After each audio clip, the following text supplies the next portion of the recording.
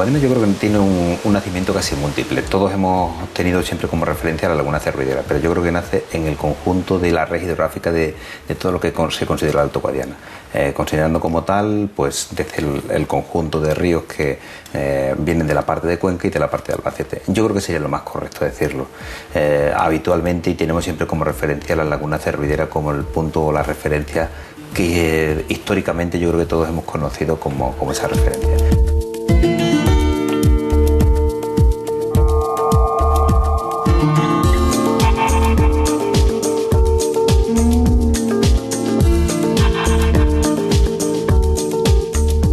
La idea de que el Guadiana nace aquí es de Plinio el Viejo. Es el primero que dice que el río Guadiana nace en las lagunas de Ruidera. Y luego Cervantes pues le da un sentido mágico. Dice que las lagunas son un producto de un encantamiento y el río también. Y entonces le da ese sentido de magia y que ha seguido persistiendo. Y hasta el último tercio del siglo XX se siguió considerando que había esa conexión subterránea, un tanto esotérica, entre esta parte del río y la parte media del río.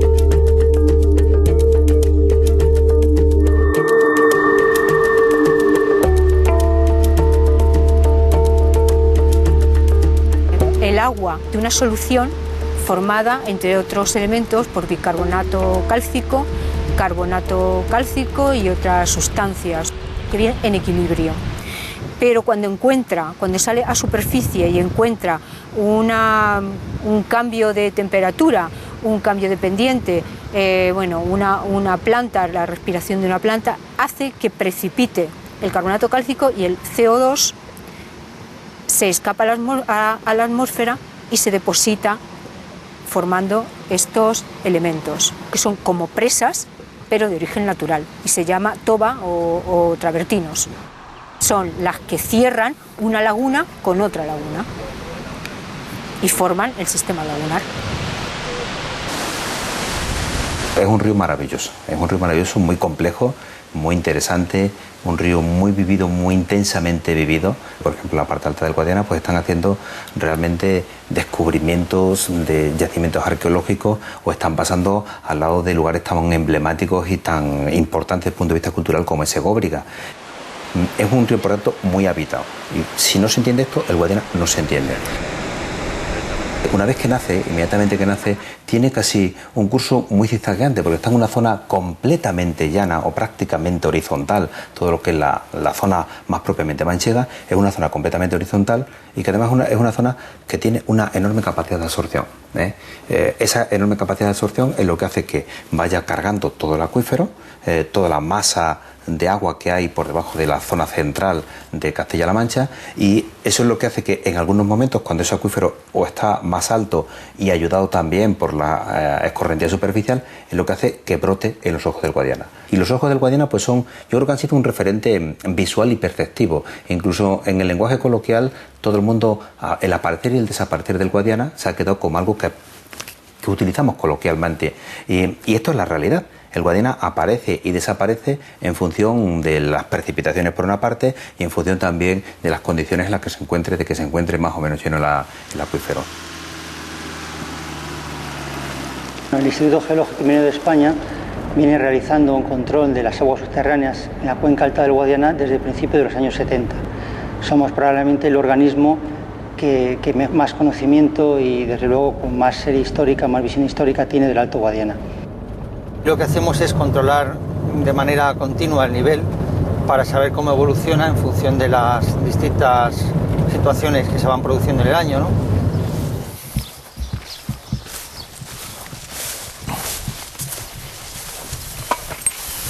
Este aparato es una sonda que al tocar el agua se nos enciende el piloto marcándonos el nivel de donde tenemos el agua.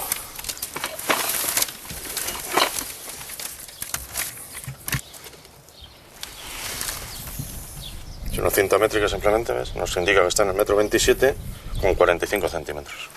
Esto quiere decir que desde este punto, desde la zona en la que tomamos como referencia de medida, el agua se encuentra a 27,5 metros Como esto está topográficamente 11 metros más alto que la zona donde surgían los ojos, donde surgía el agua, pues quiere decir que estamos ahora, el agua está exactamente ahora a 16 metros de surgir por los ojos del Guadiana.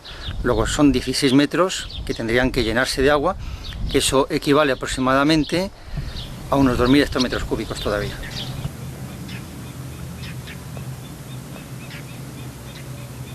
Los ojos del Guadiana es una serie de surgencias naturales de agua subterránea en las que el acuífero descargaba agua superficialmente y formaba pues esas urgencias localmente conocidas como ojos.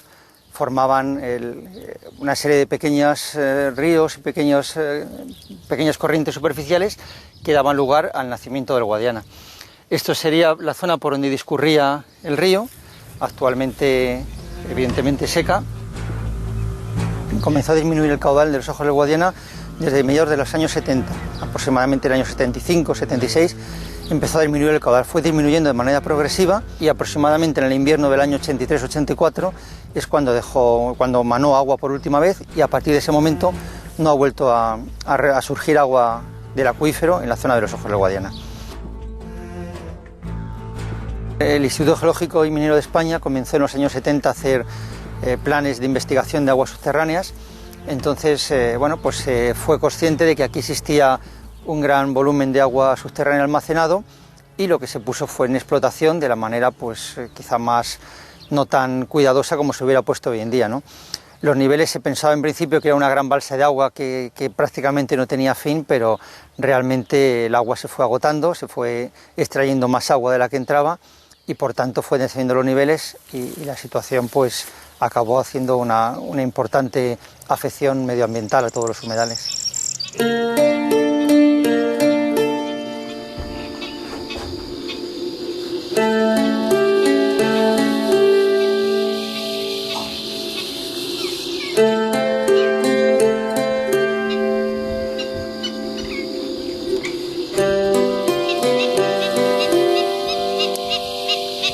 Las tablas surgían históricamente en la confluencia de dos ríos, el río Guadiana y el río Jiguela.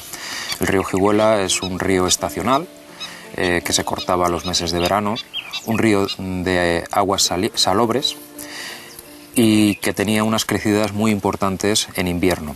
Por otro lado, el otro gran aporte que tenían las tablas era el río Guadiana, un río permanente de aguas dulces que nacía a unos 8 kilómetros de las tablas de Daimiel. Entonces, a la confluencia de estos dos ríos se generaba una llanura de inundación favorecida por la escasa pendiente del terreno que constituían estas 2.000 hectáreas que son las tablas de Daimiel. Sin embargo, este paraíso natural pronto empezó a sufrir agresiones. La más importante se produce al amparo de una ley que se promulga en el año 1956 de canalización y desecación de terrenos pantanosos del Alto Guadiana, que supone la canalización de los ríos. Esta política se desarrolló durante casi 2 décadas, y para evitar su desecación, las tablas en el año 1973 son declaradas Parque Nacional. Paralelamente a la declaración como Parque Nacional, se produce otra segunda agresión, que es la que realmente más ha incidido en la supervivencia del Parque Nacional, como fue la revolución agrícola que se desarrolló en el territorio del Acuífero 23. Estamos hablando de que una zona que tradicionalmente se dedicaba a la agricultura de secano sufre una reconversión y se pone en marcha un sistema de agricultura basada en las aguas subterráneas. Eso supone un descenso de los niveles freáticos. Los ojos del Guadiana dejan de manar agua en el año 1986, y con ello se produce la desaparición de uno de los grandes ríos peninsulares como era el río Guadiana, que se ha perdido en un tramo de 50 kilómetros. Eso supone la desaparición de la principal aporte de agua a las tablas de Daimiel. Afortunadamente se llega a la decisión de poner en marcha lo que se denominó el Plan de Regeneración Hídrica de las Tablas de Daimiel, cuya principal medida ha sido la derivación de caudales, de trasvases, procedentes del acueducto Tajo Segura a través del cauce del río Jiguela. Estos trasvases son los que nos han permitido seguir existiendo hasta la fecha. Realmente la historia de las tablas y de este Parque Nacional es la historia de la supervivencia y de la lucha cotidiana por la existencia.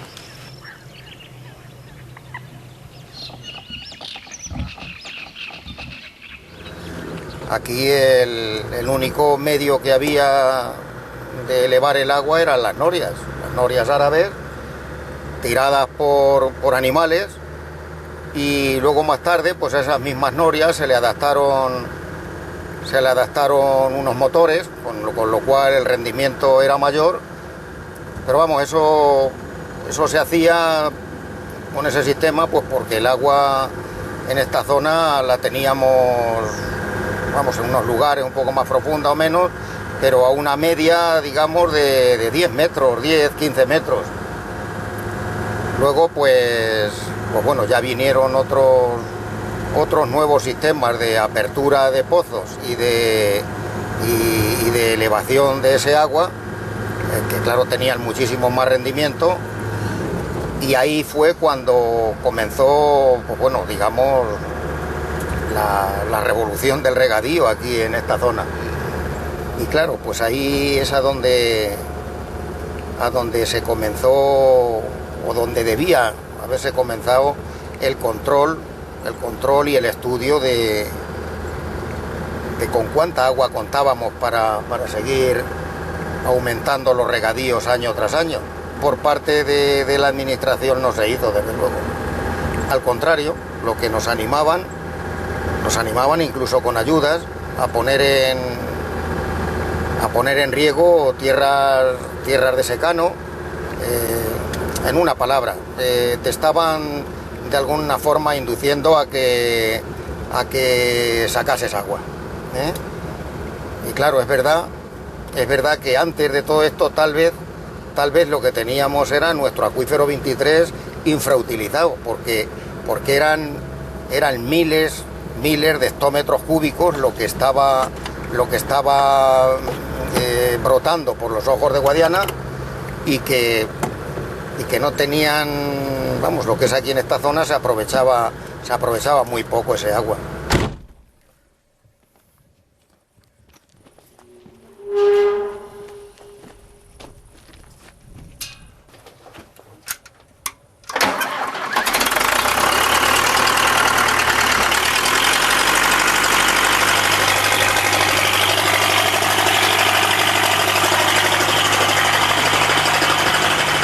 Bueno, pues este pozo, como hemos visto, la bomba está accionada por un motor diésel. Esta bomba pues saca en torno a 50.000 litros hora aproximadamente. Y bueno, tras de la bomba, pues como se ve, hay un aparato de medida, un caudalímetro, un contador. Y esto mide en metros cúbicos. De tal forma que al comienzo de la campaña se toma lectura de lo que es lo que marca, y al final de campaña también. De esa forma, pues por un lado la comunidad de regantes y por otro lado lo que es la Confederación Hidrográfica del Guadiana, pues comprueba si se ha cumplido o se está cumpliendo el régimen de explotación, ¿no? Vamos, que no se ha pasado del máximo que tenemos cada cual autorizado.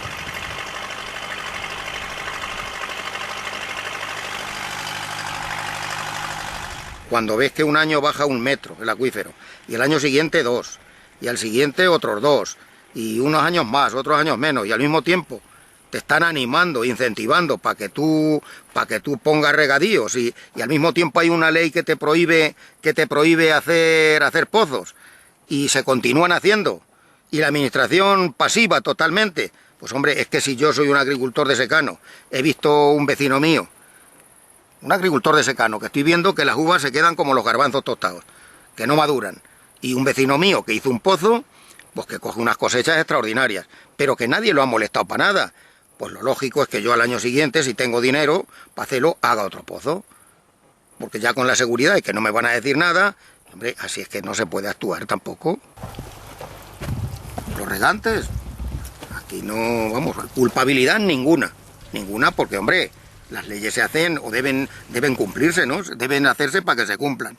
Y si sale una ley que no se puede hacer esto, que no se puede lo otro, y se siguen haciendo las cosas.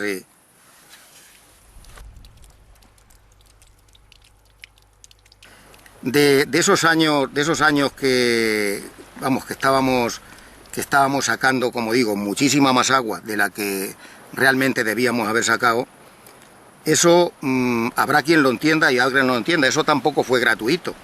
porque de no haber sacado ese agua, aquí se sembraba mucha remolacha, un cultivo que ha desaparecido.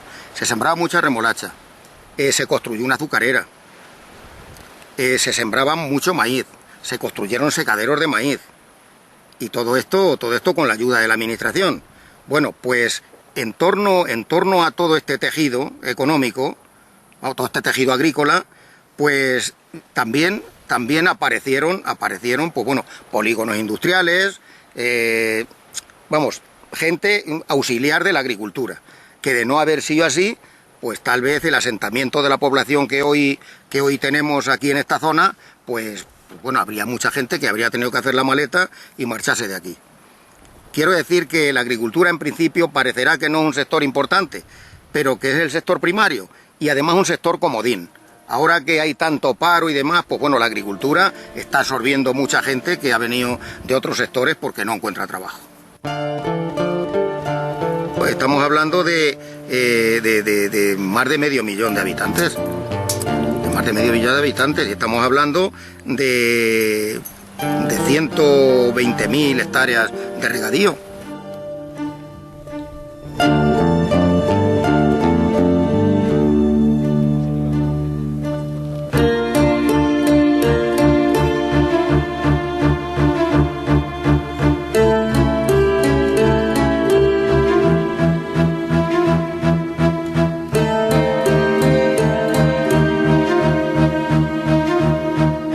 En los últimos años nos hemos encontrado con que el parque no ha tenido ningún aporte efectivo de agua. Los últimos trasvases no fueron eficaces, tuvieron un rendimiento muy bajo, y eso hace que desde el año 2005 hasta el 2009, durante 5 años, el parque no recibe ningún aporte de agua. La situación desde un punto de vista ambiental se pone muy complicada. Su máximo exponente ha sido el episodio de autocombustión de turbas que se produce en el segundo semestre del año 2009. Las turbas es un tipo de suelo que es el resultado de la acumulación de materia orgánica, principalmente materia vegetal, durante miles de años. Concretamente las turbas de las tablas de Daimiel tienen aproximadamente unos 300.000 años de historia. Y es lo que hay entre las calizas del acuífero, de ese acuífero sobreexplotado que tenemos, y la superficie. Como consecuencia de los problemas que hemos comentado de 5 años con el parque completamente en seco, las turbas sufren un proceso de degradación, que es doble. Por un lado, físico. Las turbas se contraen como una esponja, tienen una pérdida de estructura física. En ese proceso de contracción se generan profundas grietas, colapsos, que ya suponen un problema muy importante. Sin embargo, lo peor está por llegar. A través de esas grietas entra aire y oxígeno y se produce una reacción química normal, que es la oxidación de la materia orgánica. En ese proceso de oxidación, la materia orgánica va aumentando de temperatura hasta alcanzar una temperatura superior a 220 grados. Y ahí surge una pequeña chispita. Y empieza un incendio soterrado que no se ve. No es como un incendio de superficie, que donde tú tienes un frente de avance muy definido y claro, pero que está ahí y poco a poco va quemando todo el paquete de turbas. Nosotros esto lo detectamos a finales del mes de agosto del 2009. Se ponen en marcha unas medidas de actuación para controlar estos focos, pero somos conscientes que si no se produce la inundación de ese paquete de turbas, la extinción del incendio de subsuelo es imposible. ¿Qué hubiera pasado si no se hubiera actuado? La turba, en un momento determinado, podría haber tenido un incendio global de las 150 hectáreas, no haber sido esos focos concretos, y por lo tanto haber perdido la capa semipermeable que existe entre las calizas del acuífero y la superficie. De manera que el agua que en un momento determinado hubiera podido recibir las tablas se hubiese infiltrado rápidamente, imposibilitando la inundación del parque.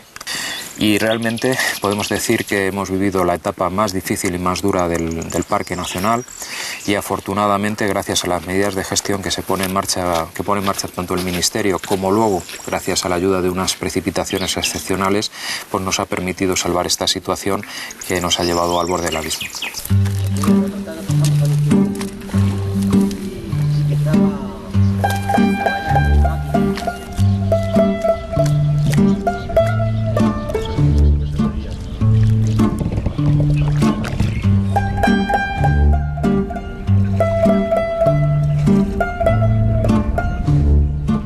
Este año el parque ha tenido unas entradas de agua que tienen un carácter excepcional. Por un lado, el río Jiguela ha sufrido una crecida muy importante que no se recordaba desde el año 1996, es decir, ya han pasado casi 15 años. Estamos hablando de un año excepcional y que no debe de caernos, no debe de suponer que caigamos en un falso espejismo, ¿no? Son solo 3, ¿no? 1, 2... Llevamos a cabo un programa de seguimiento ambiental en el parque, y una parte muy importante de ese seguimiento es todo lo relacionado con la avifauna palustre de las tablas, ¿no? Afortunadamente este año se nos han formado distintas colonias de pagazas, fumareles, cigüeñolas, y en algún momento determinado pues tenemos que entrar a censar el número de nidos para saber exactamente qué cantidad de estas especies han criado este año en las tablas de Daimiel. Pollos tienes 2, 3, 4, 5 pollos. Ahí se han detenido por 2, 5 pollos. Y nidos 1, 2, 3, 4, 5, 6, 7, 8, 9, 10, 11, 12, 13, 14, 15, 16, 17. Ahí tenemos 3 pollitos.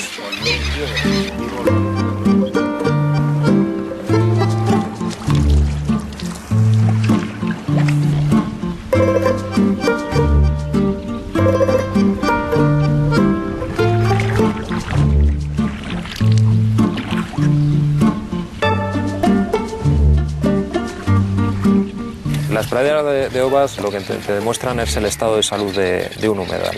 Son plantas acuáticas muy sensibles a la contaminación. Entonces, si tú tienes un ecosistema como es actualmente las tablas de Daimiel, con praderas de carófitos de ovas, lo que te están indicando es que tienes agua de una buena calidad, que te permite pues un buen estado de salud.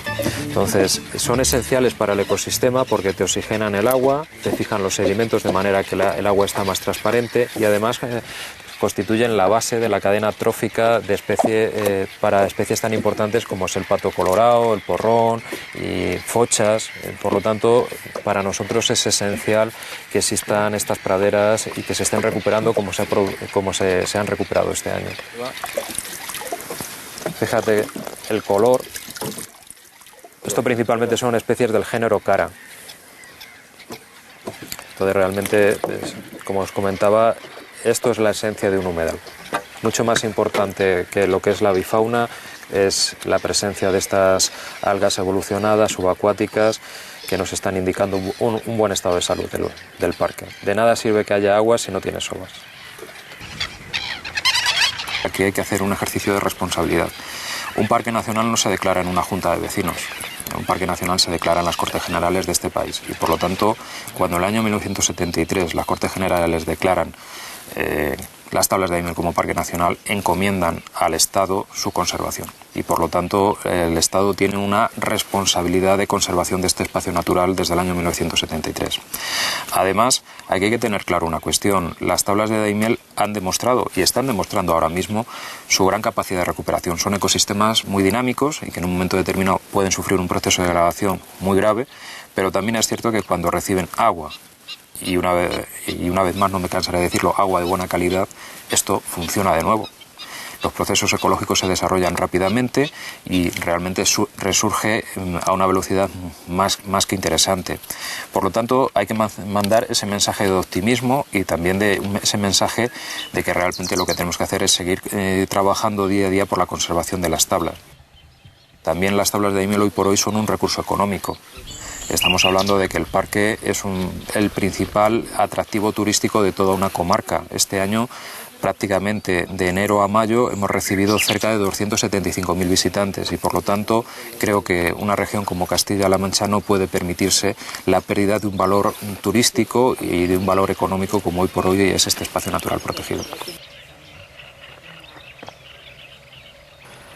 Yo he oído muchas cosas ya durante estos años. He oído a un agricultor decir que agua mientras haya y después todos los borricos a la sombra, es decir, vamos a acabar con lo que hay y ya estamos descuidados. Yo he oído decir eso a un agricultor y a un ecologista radical también le he oído decir que se abran los ojos, refiriéndose a los ojos de Guadiana, y que se cierren los pozos. Yo creo que entre esas dos posturas hay una postura intermedia que yo creo que es la que se está adoptando ahora mismo.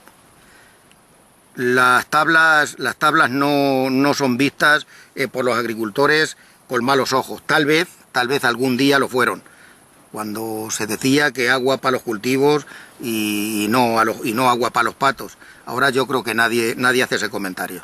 Somos conscientes de que ahí tenemos una riqueza, que yo digo, lo he dicho en muchas ocasiones, digo, ¿cuánto darían en muchos pueblos, no solo de Castilla-La Mancha, sino de cualquier región de España, de tener en su término municipal un parque nacional? Eso es un privilegio. Y entonces, pues yo estoy convencido de que son perfectamente compatibles los intereses de la agricultura con los intereses ambientales. Esto es como un puzzle. O todas las piezas del puzzle nos encajan, o al final el puzzle no sale. Tenemos que tener un balance constante de esas entradas que tenemos naturales, de las entradas que nosotros producimos de esta manera y sobre todo de lo que dejamos de sacar. Lo que no podemos plantearnos es tampoco una Arcadia feliz. Es decir, al pensar en una Arcadia feliz, eso significaría que queremos volver a un momento en el que del acuífero no se sacaba más que como en los años 60. Eso es inviable. O sea, eso yo ni me lo planteo. Ni me lo planteo porque yo quiero y siento a la gente en el territorio. Y yo quiero que la gente viva en el territorio. Que la gente viva de una manera sostenible, que tenga oportunidades y que tenga capacidades. Entonces, pensar en una situación de los años 50 o 60, en los que nada más que se sacaban 60 hectómetros cúbicos, para mí eso es la Arcadia feliz. La Arcadia feliz con mucho desempleo y con la gente yéndose a las zonas urbanas y a las zonas industriales. Esa no es la Arcadia feliz. Pongo lo de la Arcadia feliz entre comillas. Sería la Arcadia feliz porque no se sacaba agua. Otra cosa es que tengamos que sacar otros volúmenes de agua, pero teniendo turismo, actividades ambientales, buenas producciones agrícolas y ganaderas y, lógicamente, una sostenibilidad que nos va a dar, sostenibilidad ambiental y sostenibilidad en su conjunto, que nos va a permitir que los pueblos sigan estando vivos, que este es el gran reto. Eso manteniendo el medio ambiente y las condiciones ambientales de la mejor manera posible.